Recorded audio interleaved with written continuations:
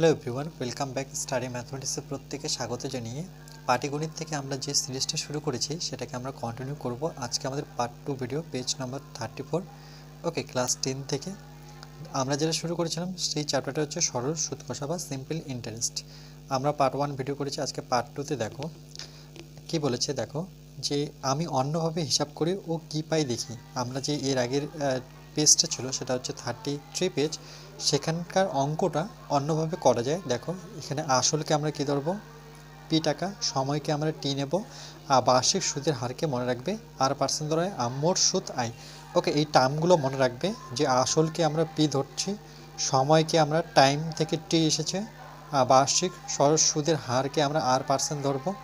ওকে, মোট সুদকে আমরা কি ধরবো, আই।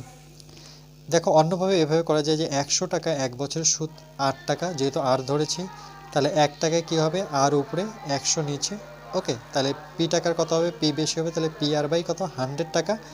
তাহলে আবার পি টাকার টি বছরের সুদ কত, যেহেতু সময়টা আমরা টি ধরেছি, টি বছরের সুদ কত হবে, টিটা আবার উপরে যাবে, তাহলে পি আর টি বাই 100। তাহলে এটা মনে রাখবে যে সরল সুদের ক্ষেত্রে এটা যে ফর্মুলাটা পেলাম, যেহেতু পি আর টি, দেখো পি টাকার সুদ পেয়েছি, তাহলে সুদটাকে আমরা কি লিখবো, সুদের জায়গায় আমরা আই বসাবো, কেন কি সুদ ইকুয়াল টু আই, তাহলে I equal to P R T by 100। Okay, এটা একটা ফর্মুলা, এটা মনে রাখবে। এটা হচ্ছে সরল সুদের সিম্পল ফর্মুলা, যেটা হচ্ছে I equal to P R T by 100। P হচ্ছে আসল, আর হচ্ছে সুদের, টি হচ্ছে সময়, নিচে 100। ওকে, এখানে আবার ফর্মুলাটা লিখেছে। এই ফর্মুলা দিয়ে দেখো আমি ইজিলি অঙ্কটা করতে পারি।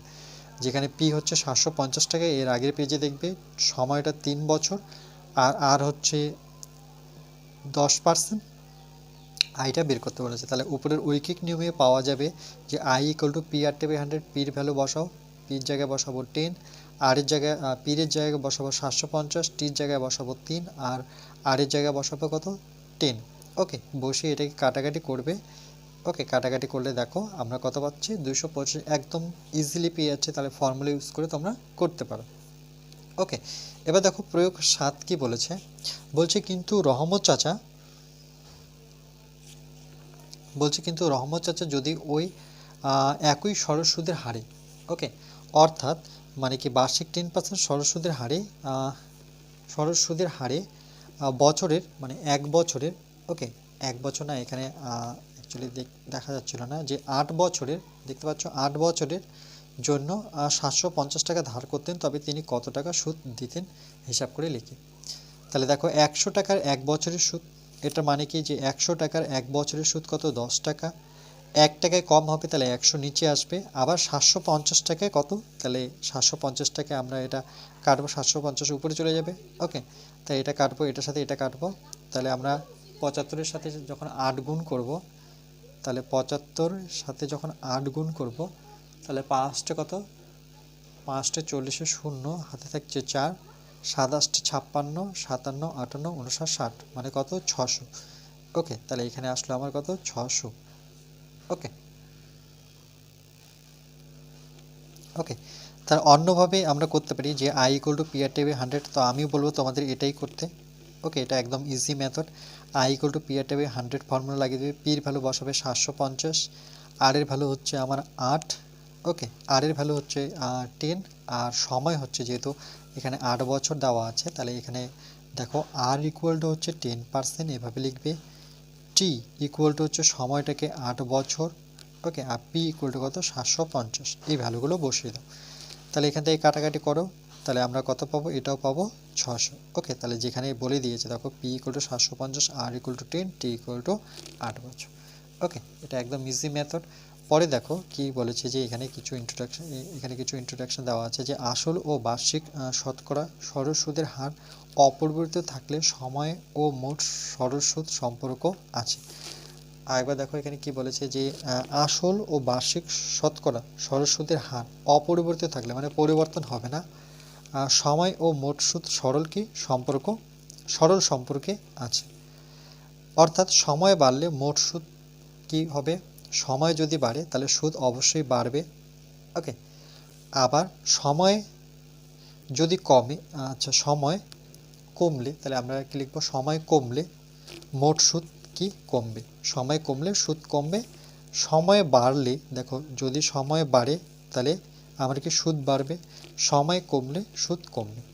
আবার 2 নম্বর দেখো, সময় ও বার্ষিক শতকরা সরল সুদের হার অপরিবর্তিত থাকলে একই রকমভাবে আসল ও মোট সুদের সরল সম্পর্ক না ব্যস্ত সম্পর্ক, এটা দেখো কি হবে, ওকে সরল হবে না ব্যস্ত হবে। দেখো তাহলে আমরা এখান থেকে লিখব যে অর্থাৎ আসল বাড়লে মোট সুদ বাড়বে, আসল বাড়লে মোট সুদ বাড়বে, আবার আসল কমলে সুদ কমবে, কমবে। তাহলে কমলে কমবে, বাড়বে বাড়বে, তাহলে সেটা কি সুদ, আমরা সরল সুদ, ব্যস্ত সুদ তো এখানে আসবে না। ওকে, আরেকবার বলছি দেখো, আসল বাড়লে সুদ বাড়বে, দুপাশে বাড়ছে, আর কমলে দুপাশেই কমবে, তাহলে দুদিকে কমলে বা দুদিকে বাড়লে সেটা কি সুদ হয়, সেটা সরল সুদ। ওকে, নিজে বুঝে লিখে বলেছে। এবার দেখো, কিন্তু আসল ও সময় অপরিবর্তিত থাকলে মোট সুদ ও বার্ষিক শতকরা সরল সুদের হার কি সম্পর্কে হিসাব করে দেখি। এবার দেখো প্রয়োগ 8 নাম্বার কি বলেছে, প্রয়োগ 8 বলছে প্রশান্ত বাবু,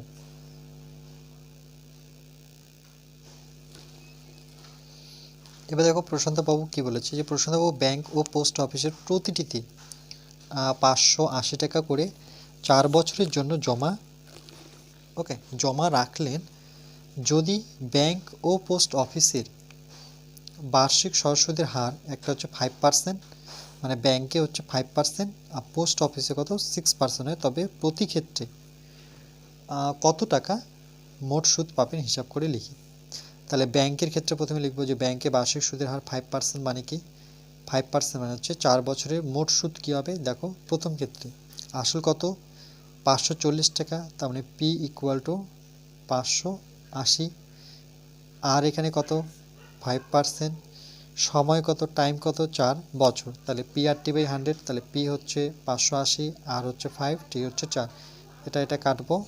ওকে, 5 দিয়ে 5 দুগুণে 10, 2 দিয়ে 2 দুগুণে 4, তাহলে এটাকে যদি আমরা গুণ করি তাহলে কত পাবো, দেখো এটা পাচ্ছি 8 দুগুণে 16, 6 হাতে থাকছে 1, 5 দুগুণে 10, 11, মানে 116 টাকা। এর পরেরটার ক্ষেত্রে দেখো, পরেরটার ক্ষেত্রে সেম, আসল সেম হবে। পোস্ট অফিসের ক্ষেত্রে এখানে আসল মানে পি ইকুয়াল টু 580 হবে, আর হচ্ছে 6%, টাইম হচ্ছে 4 বছর।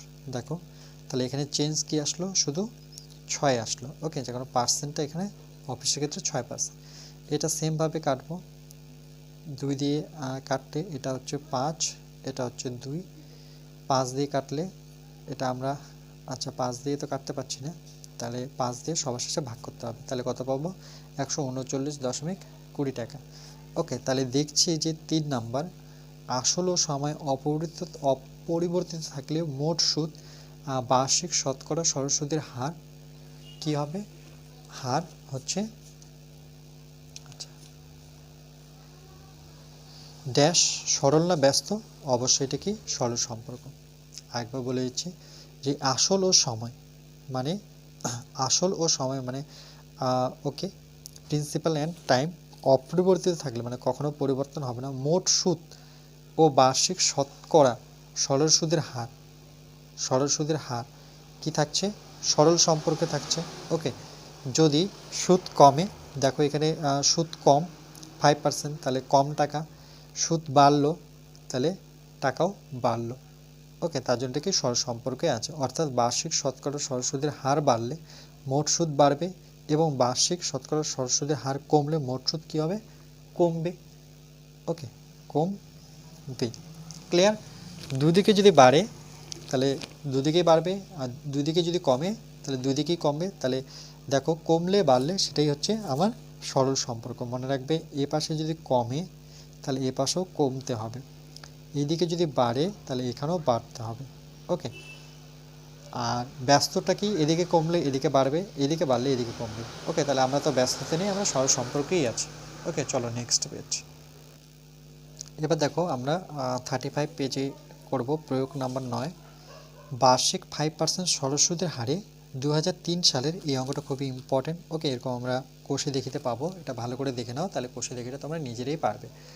বার্ষিক 5% সরল সুদের হারে 2003 সালের 1 জানুয়ারি থেকে 8 আগস্ট পর্যন্ত 5,000 টাকা ধার নিলে সুদ ও সুদ আসলের, দেখো সুদ এখানে একটা সুদ বের করতে মানে আয়, আর একটা সুদ আসলের পরিমাণ কত টাকা হবে লিখি।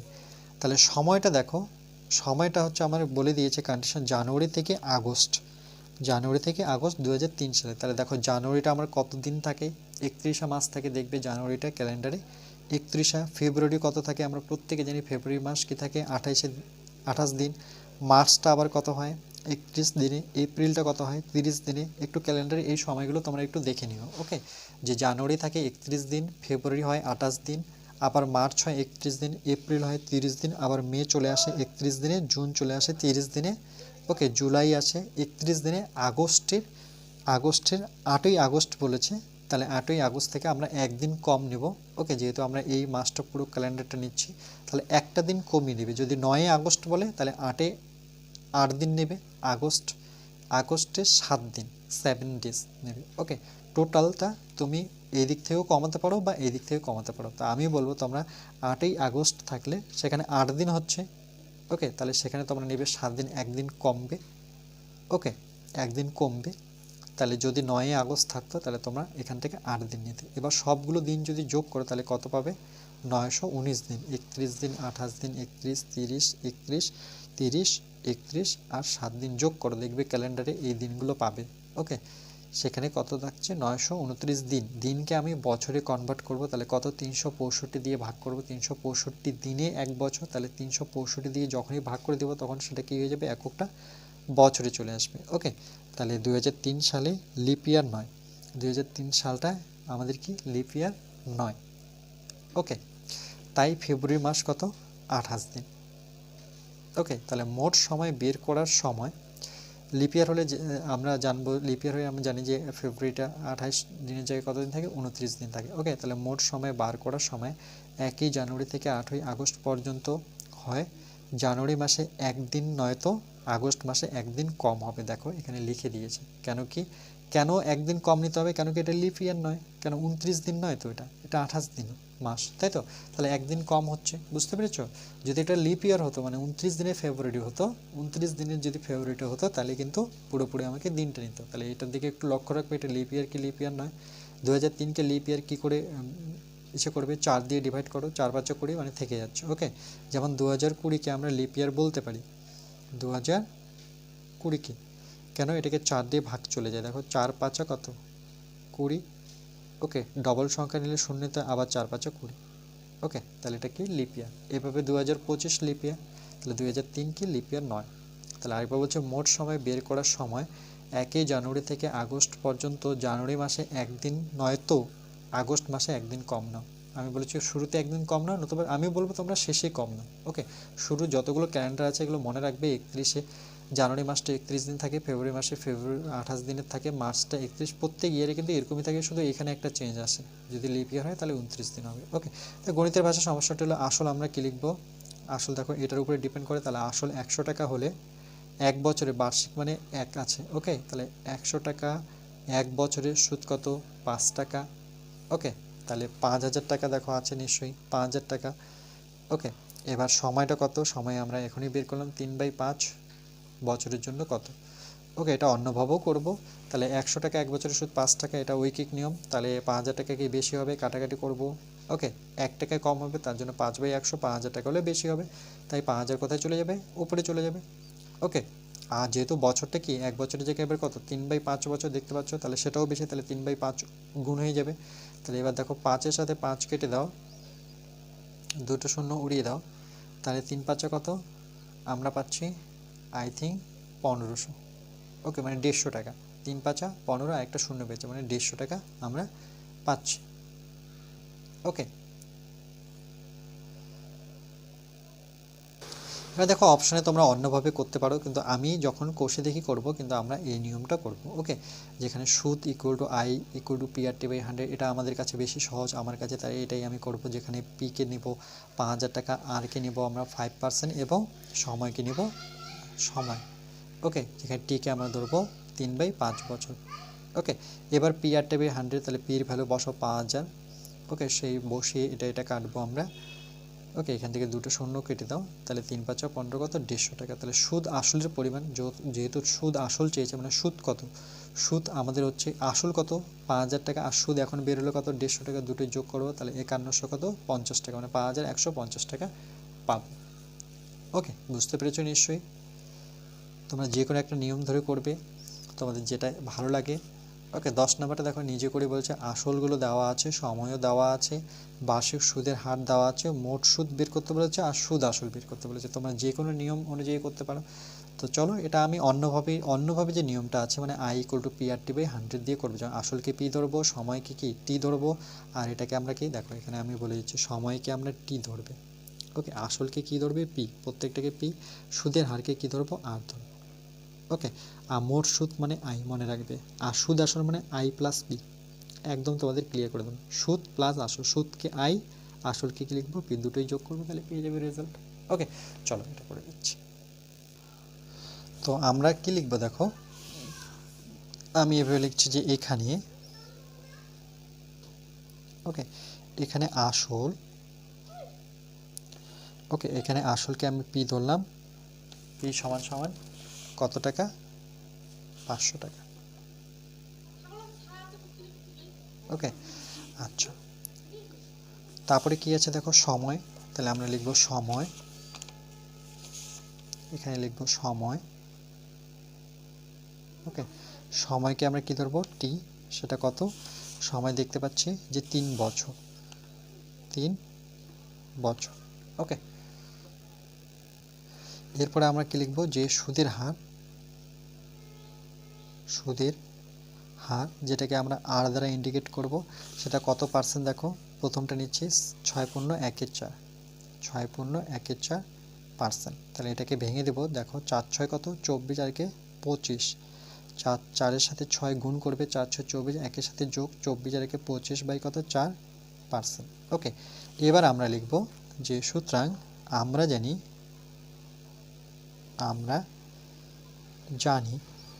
ওকে যে আই ইকুয়াল টু কি পি আর টি বাই 100, এটা ফর্মুলা আমরা একটু আগেই দেখলাম। তাহলে এখানে যদি ভ্যালুগুলো বসিয়ে দাও, পির ভ্যালু কত দেখতেই পাচ্ছ 500, ওকে আর এর ভ্যালু কত 25-এর নিচে 4 বসাবো, পার্সেন্টেজ দেব না। ওকে, আর কি বসাবো দেখো টি, টি মানে 3, আর নিচে কত 100। ওকে, এখান থেকে দুটো শূন্য কেটে দাও, তাহলে নিচে কিছু থাকলো না, এখানে কত থাকলো 5 গুণন এই 4টা নিচে নেমে আসবে, তাহলে 25 4 ইন্টু কত 3। ওকে, এটা আসলো। এবার আমরা এটাকে কি করব দেখো, এটাকে সিম্পলভাবে যদি গুণ করি, কাটাকাটিতে যাচ্ছে না, তাহলে 25-এর সাথে 5 গুণ করো, নিচে 4।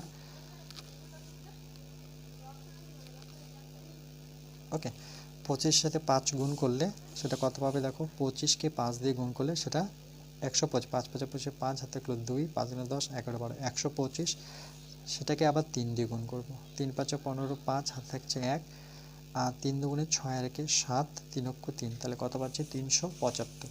ওকে, তাহলে আমরা পাচ্ছি 375, সেটাকে আমরা 4 দিয়ে যদি ডিভাইড করে দিই, তাহলে দেখো আমরা কত পাবো, 4 লং 36, 7 থেকে 6 বিয়োগ করলে 1, 5 নামবে, আবার আমরা 3 4 12 করব।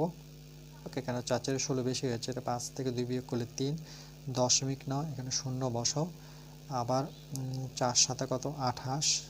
ওকে, এখানে 2 দশমিক তো আছে, তার জন্য শূন্য নিতে পারি, 4 5 20, তাহলে কত পেলাম দেখো 93.75, তাহলে 93.75 টাকা। ওকে, এটা হচ্ছে আমার কি সুদ, তাহলে আমরা লিখব, যেহেতু আমাকে বলেছে মোট সুদ, তাহলে আমরা লিখব সুতরাং মোট সুদ, সেটা কি আই দ্বারা ইন্ডিকেট করবে, সেটা 93.75 টাকা। ওকে, এটা আমাদের একটা উত্তর বেরোলো। আর একটা কী চেয়েছে দেখো, এটা পেলাম আমরা 93.75। ওকে, আরেকটা বলেছে সুদ আসল, তাহলে লিখব সুতরাং সুদ আসল। এটার মানে কি দেখো, সুদ মানে হচ্ছে আই, আসল মানে হচ্ছে পি, দুটো যোগফল, তাহলে আই কত 93.75, আর পি কত ছিল দেখো, পি কত ছিল 500, তাহলে এটা হচ্ছে 500, এককটা লিখো টাকা। ওকে, এটা যদি যোগ করি, তাহলে দেখো আমরা যখন 500 সাথে যোগ করব, 500 সাথে আমরা যোগ করব 93, তাহলে 93 এখানে বসাতে হবে, 593.75, তাহলে এখানে আমাকে দুটো শূন্য নিতে হবে, 5 এটা 7 এটা হচ্ছে 3 এটা হচ্ছে 9, তাহলে 593.75, তাহলে এটা হচ্ছে 593.75 টাকা। ওকে,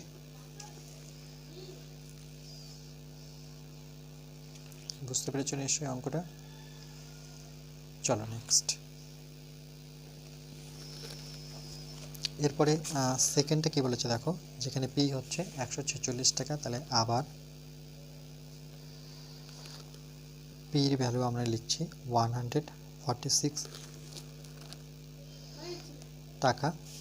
ওকে, যেখানে দিন কত, এক দিন আছে, তাহলে সময় সমান সমান 1 এক দিন, দিনকে আমরা বছরে নিয়ে আসবো। ওকে, তাহলে দিনকে বছরে নিতে গেলে আমাকে 1 বাই কত করতে হবে, 65 365 দিয়ে গুণ করতে হবে, ডিভাইড করতে হবে। ওকে, 365 দিনে এক বছর, তাহলে এটা এককটা আর দিন থাকলো না, সেটা হয়ে গেল বছর। এইভাবেই রাখি। ওকে, আর কি দেওয়া আছে দেখো, আর দেওয়া আছে, আর কত, 2 পূর্ণ 1/2, তাহলে এখানে হচ্ছে 2 পূর্ণ 1/2 পার্সেন্ট, মানে এটাকে ভাঙলে 2 দুগুণে 4 একে 5/2%। ওকে, এবার আমরা ভ্যালুগুলো বসিয়ে দেবো PRT বাই 100-এর জায়গায়। তাহলে আই ইকুয়াল টু, আর লিখছি না আমি, যেহেতু একবার লিখে দিয়েছি, PRT বাই 100। ওকে, এখানে ভ্যালুগুলো বসে, পির ভ্যালু হচ্ছে 146, আর এর ভ্যালু আমরা দেখতে পাচ্ছি 5/2। ওকে, আর টির ভ্যালু কত আছে, আচ্ছা এখানে পি সময়কে আমরা টি ধরবো। ওকে, এটা আমি দিইনি, আর এখানে আর, তাহলে টির ভ্যালু কত, 1/365, নিচে থাকছে আমার 100। ওকে, তাহলে দেখো এটাকে আমরা 146 ইন্টু 5 ইন্টু 1 লিখতে পারি, আর 2টা আমার নিচে চলে আসবে, আর 365ও নিচে চলে আসবে, তার সাথে তো আগের থেকেই 100 ছিল। এবার কাটাকাটি যদি করি আমরা, 2 দিয়ে কাটাকাটি করো, 7 দুগুণে 14, 3 দুগুণে 6। ওকে, আর এখান থেকে কি বের করতে পারি দেখো, এখান থেকে আর আমরা 5 দিয়ে কাটতে পারি, 5 দুগুণে কত, 10, 0, ওকে 20। আচ্ছা, আর এটাকে আমরা কি করতে পারি, 73, আর নিচে হচ্ছে 365। ওকে, ওকে, এখানে তো আর কাটাকুটি যাচ্ছে না, তাহলে এখানে কি করব আমরা, 73 দিয়ে এটাকে কাটবো। ওকে, 5 দিয়ে গুণ করলে 3 5 15, 5 হাতে হচ্ছে 1, 5 7 5 36। হ্যাঁ, 73কে যদি আমরা 5 দিয়ে গুণ করি, দেখো 73কে যদি 5 দিয়ে গুণ করি, তাহলে 3 5 15, 5 হাতে হচ্ছে 1, 5 7 5 1 36, 365 পাচ্ছি। ওকে, তাহলে 73কে 73, এটাকে আমরা কত দিয়ে কেটে 5 দিয়ে কাটলে পাবো। ওকে, তাহলে কত দাঁড়াচ্ছে, উপরে কিছু থাকছে না, মানে 1, এখানে 5 × 20, তার মানে কত, 1/5 দুগুণে 10, মানে 100 থাকছে। এটাকে যখন ভাগ করবে, ওকে, এটা অ্যাকচুয়ালি এটাই উত্তর, এটাকে যখন ভাগ করবে তাহলে কি করবে, কত ঘর পর দশমিক হবে, 2 ঘর পর, তাহলে উপরে তো 1 ঘর আছে, তাহলে 1 ঘর আমাকে শূন্য নিতে হবে, তার আগে দশমিক বসাতে হবে, এত টাকা, তাহলে 0 দশমিক কত, 1 টাকা। ওকে, বা দশমিকের আগে আরেকটা শূন্য নিতে পারো, তো 0.0 টাকা। এটা কি তাহলে সুদ, তাহলে আমরা লিখবো, সুতরাং মোট সুদ আই সমান সমান কত, 0.01 টাকা। আর কি চেয়েছে আমাদের কাছে, সুদ আসল। ওকে, সুদ আসল মানে কি, আই প্লাস পি, তাহলে এখানে যোগ করি এত টাকা, তাহলে আই হচ্ছে আমার কত, 0.01, আর পি আমার কত ছিল, 146। ওকে, দুটো যদি যোগ করি তাহলে কত পাবো, তাহলে দেখো এখানে যোগ কি করে করবে, 146 লিখো, আর দশমিক এখানে রাখবো 0 1, আর এখানে থাকছে 0, বাকি এগুলো কি নিতে হয়, শূন্য নিতে হয়, তাহলে 1.0.646, তাহলে 146.01। ওকে, এটা কত দাঁড়ালো, 146.01 টাকা। ওকে, এটা আমাদের আরেকটা উত্তর। নিশ্চয়ই বুঝতে পেরেছ অঙ্কটা। ওকে, তাহলে এখানে আমরা লিখতে পারবো যে 0.01, এটা হচ্ছে 146.01। ওকে, এবার পরেরটার জন্য দেখো, পরেরটা একই রকমভাবে এটাকে আমরা পি ধরবো। ওকে, তাহলে আমি একবারই লিখে দিচ্ছি যে পি ইকুয়াল টু 4565 টাকা। ওকে, আর কত, আচ্ছা আর হচ্ছে 4%, টি কত, টি যদি দেখি 2 বছর 6 মাস। ওকে, তাহলে 2 বছর 6 মাস, 2 বছর 6 মাস। তাহলে দুটো তো আলাদা আলাদা এককে আছে, তাহলে আমাকে একই এককে নিয়ে আসতে হবে। ওকে, দেখো এটাকে বছরে কনভার্ট করতে গেলে 2 তো বছরেই আছে, তাহলে 2 লিখব। আর এই 6টা যেহেতু মাসে আছে, 6-এর নিচে আমি কত মাসে 1 বছরে, 12 মাসে 1 বছর, তাহলে 12 এইভাবে লিখব। ওকে, এবার কি করব, দেখো 6 দিয়ে 12কে যদি কাটি, 6 অক্ষে 6, 6 দুগুণে 12, তাহলে 2 পূর্ণ কত থাকছে, 1-এর 2। ওকে, এটাকে আমরা যদি 2 দুগুণে 4কে 5/2, ওকে 5/2, এটা কি এত বছর হয়ে গেল। তাহলে এবার আমরা ভ্যালুটা যদি বসাই, আমরা জানি পি আর টি বাই কত 100। ওকে, পির ভ্যালু কত 4565। ওকে, আর এর ভ্যালু কত 4, আর টির ভ্যালু কত, এটা হচ্ছে 5/2। ওকে, নিচে হচ্ছে 100। এটাকে সেমভাবে আমরা 4565 ইন্টু 4 ইন্টু 5, 2টা নিচে চলে আসবে। ওকে, আচ্ছা 5 দিয়ে আমরা যদি এটাকে 2 দিয়ে কাটি, 2 দুগুণে 4। ওকে, তাহলে কত থাকছে 4565 ইন্টু 2 ইন্টু 5, নিচে 100। ওকে, 100কে আমরা কিছু করব না, তাহলে আমার কি গুণ ভাগ করতে সুবিধা হবে। ওকে, তাহলে দেখো 5 দুগুণে কত 10, তাহলে 4565 ইন্টু 10, নিচে এটা থাকলো। ওকে 100, এখান থেকে চলো একটা শূন্য আমরা কেটে দিই, তাহলে কত থাকছে 4565 বাই কত 10। ওকে, তাহলে আমরা কি করব, দশমিক 2 ঘর পর লিখব 4565, এখানে হচ্ছে 45 পয়েন্ট।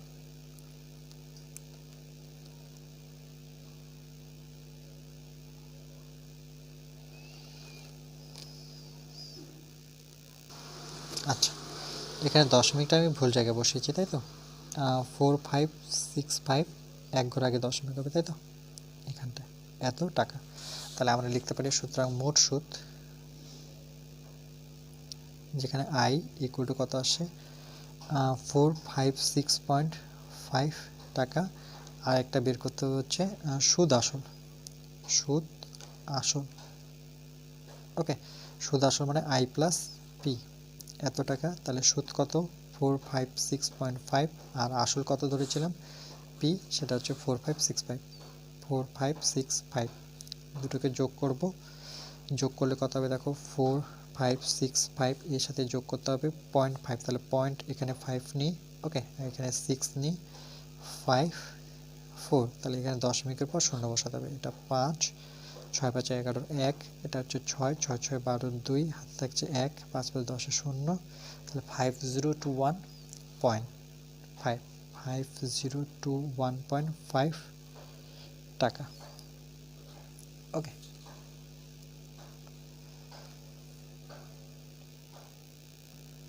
এরপরে দেখো 11 নম্বর প্রয়োগটা কি বলেছে।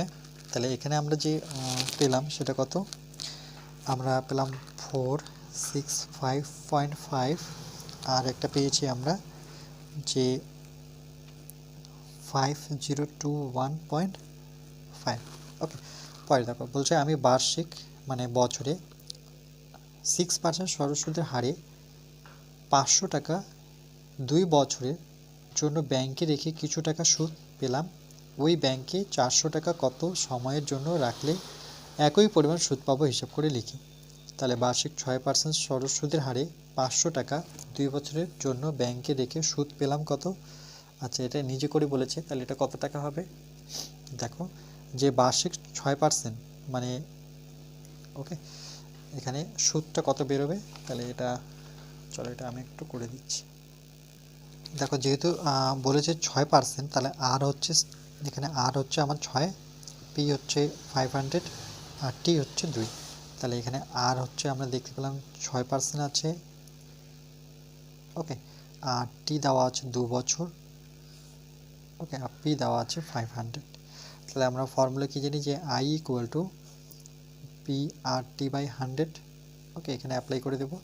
পির ভ্যালু হচ্ছে 500, আর এর ভ্যালু হচ্ছে 6, আর টির ভ্যালু হচ্ছে 2, নিচে 100। তাহলে দেখো এটা 6, 5 দুগুণে 10, 6 10 60। ওকে, তাহলে এখানে কত পাবো? 60 টাকা। বুঝতে পারলে কি করে 60 টাকা আসলো, সেটা তোমরা অ্যাপ্লাই করবে। ওকে, আই ইকুয়াল টু PRT/100 কাটাকাটি করে আমরা 60 টাকা পাচ্ছি। গণিতের ভাষার সমস্যাটি হলো তাহলে আসল, তাহলে দেখো গণিতের ভাষার সমস্যাটি কী হলো যে আসল হচ্ছে 500 টাকা। আমরা দেখলাম যে আসল 500 টাকা, সময় কত 2 বছর, সুদ কত, সুদ হচ্ছে সুদের হার হচ্ছে 6%, আর মোট সুদ কত দাঁড়াচ্ছে 60 টাকা। আমরা এটা বের করলাম। এবার 400 টাকা নিয়ে করব, কেন কি 400 টাকা সময়টা জানি না কত সময়ের জন্য। ওকে, কিন্তু সুদের হার জানি, কেন কি একই সময়ে বলেছে, একই পরিমাণ সুদ। তাহলে 6% সুদে মোট সুদ কত, সুদটা একই বলেছে, 60 টাকাই হবে। ওকে, তাহলে এটাকে চলো পরের পেজে কী করেছে দেখি। পরের পেজ দেখো, এখানে লিখেছে ধরি 400 টাকা টি বছরে, যেহেতু আমি সময়টা জানি না, টি বছরের জন্য ব্যাংকে রেখেছে 60 টাকা সুদ পেলাম। তাহলে এখানে PRT/100 করবো। দেখো পি আর টি তো জানি না, কিন্তু আর জানি 6%, নিচে 100, আর টোটাল সুদ কত বের করছে আই, এখানে আমরা বের করে নিয়েছিলাম 60 টাকা। ওকে, তাহলে এখানে ফর্মুলা হচ্ছে PRT/100। ওকে, যেখানে আই ইকুয়াল টু হচ্ছে PRT/100, আই এর ভ্যালু 60 আর PRTর ভ্যালুগুলো বসিয়েছি। এবার কাটাকাটি যদি করি আমরা, তাহলে 60 পাচ্ছি, 60। ওকে, আর তার সাথে 4 424টি, তাহলে টি ইকুয়াল টু কত, টি ইকুয়াল টু এটা কাটাকাটি করলে এভাবে 2 পূর্ণ 1-এর 2। ওকে, কেন কি এটা 12 দুগুণে 24, 5 12 60, 5/2, এটাকে 2 দুগুণে 4, একে 5/2 এ নিয়ে আসতে 6 5 4000 টাকা। এত বছরে মোট সুদ হবে 60 টাকা। আবার অন্যভাবে করতে পারি যে 500 টাকা 60 টাকা মোট সুদ হলে 2 বছরে, তাহলে 1 টাকার 60 টাকা মোট সুদ হবে, বেশি হবে। ওকে, যেহেতু 1 টাকার ক্ষেত্রে বেশি হবে, তাহলে 2 × 500 হবে। আবার 4000 টাকা 60 টাকা হলে কম হবে, তাহলে আমার 4000 টাকাই 400 টাকা নিচে, তাহলে এটা হচ্ছে। ওকে, তাহলে আমি বলবো তোমাদের এই ট্রিকটাই বেশি ইজি। ওকে, PRT/100 দিয়েই করবে। এখানে আরেকবার বলেছি 500 টাকা 60 টাকা মোট সুদ, মোট সুদ কিন্তু 60 টাকা হয়, তাহলে 2 বছরে। তাহলে আবার 1 টাকা, টাকা যেহেতু কমে গেল, আবার সুদটা একই আছে, তাহলে কি হবে, সময়টা বেশি লাগবে। ওকে, টাকা কম সময় বেশি লাগবে, তাহলে সময় বেশি লাগলে কি হবে, গুণ হবে। আবার টাকা বেশি, একই জায়গায় টাকা বেশি, তাহলে সময় কি লাগবে, কম লাগবে, তাহলে 400 নিচে। তাহলে দেখছি যে বার্ষিক শতকরা সরল সুদের হার ও মোট সুদের অপরিবর্তিত থাকলে আসল ও সময়, ওকে, আসল ও সময় সরল না ব্যস্ত সম্পর্ক হবে। ওকে, সেটা সরল হবে না ব্যস্ত হবে, তাহলে আমরা লিখবো এটা ব্যস্ত, কেন কি একদিকে কমছে একদিকে বাড়ছে। তাহলে এখানে অপশানে কি দেবো, ব্যস্ত। দেখো বার্ষিক শতকরা সরল সুদের হার মানে আর, মোট সুদ মানে আই এর কথা বলেছে, অপরিবর্তিত থাকলে আসল ও সময় মানে পি আর টাইম, সেটা কি হচ্ছে পি আর টাইম। দেখো আসল যখন বাড়লো তখন কি সময়টা কমলো, আবার যখন আসল কমলো তাহলে সময় তখন বাড়লো। তাহলে কমছে বাড়ছে, একদিকে কম আর একদিকে কি বাড়ছে, তাহলে এই ক্ষেত্রে আমরা কি জানি, ব্যস্ত সম্পর্ক। অর্থাৎ আসল বাড়লে সময় কমবে। দেখো বাড়লো কমলো, আবার এখানে কমলো, তার মানে এটা কী হবে, বাড়বে, অবভিয়াসলি বাড়বে। ওকে, তাহলে সেটা কি সম্পর্কের মধ্যে পড়ে, ব্যস্ত সম্পর্ক। তাহলে আমরা নেক্সট পার্ট নিয়ে আসবো, পার্ট 3-তে বাকিগুলো আলোচনা করব। ওকে।